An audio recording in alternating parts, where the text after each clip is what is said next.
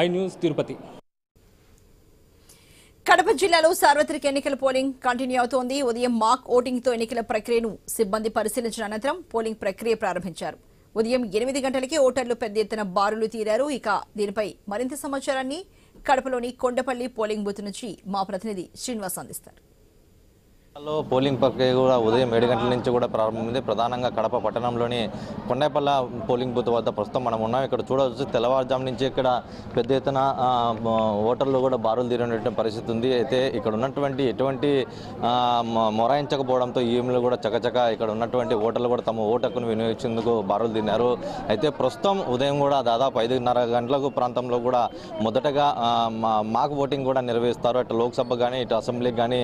అనంతరం కూడా 7 గంటల నుంచి కూడా ఓటింగ్ ప్రక్రియ అనేది కూడా ఓటర్లకు సదుపాయం కల్పించడం జరిగింది. ఇక్కడ ఉన్నటువంటి పోలింగ్ సిబ్బంది కూడా అన్ని ఏర్పాట్లు పూర్తి చేశారు. ఇక్కడ ఎటువంటి అవాంఛనీయ సంఘటన జరగకుండా ఇప్పటికే పోలీసులు పెద్ద ఎత్తున బందోబస్తు ఏర్పాటు చేశారు. దాదాపు 100 మీటర్ల దూరం నుంచి ఇక్కడ ఉన్నటువంటి విజిటర్స్ కానీ అక్కడ నుంచి ఇతరులు కానీ అక్కడ ఉన్నటువంటి ఆగిపోవాల పరిస్థితి ఉంటుంది. అయితే 100 మీటర్ల లోపు ఎవరైతే ఓటు హక్కు ఉంటుందో ఈ పోలింగ్ బూత్ సంబంధించినటువంటి వాళ్ళు మాత్రమే ఈ పోలింగ్ బూత్లో వచ్చి తమ ఓటు హక్కును కూడా వినియోగించేందుకు పూర్తి స్థాయిలో కూడా ఇక్కడ పోలింగ్ సిబ్బంది కూడా ఏర్పాటు చేశారు. ఇక్కడ ఉన్నటువంటి కొండపల్లి బూత్లో పోలింగ్ బూత్లోనే 193A ప్రధానంగా ఇక్కడ ఉన్నటువంటి ప్రభుత్వ పాఠశాలకు సంబంధించినటువంటి ఇక్కడ కొండపల్లి నెహ్రూ నగర్ పరిసర ప్రాంతాల నుంచి దాదాపు ఓటర్లు కూడా పెద్ద ఎత్తున ఇక్కడ వచ్చి బారులు తీరే పరిస్థితి ఉంది. ఇది కడప పట్టణంలోని తాజా పరిస్థితి.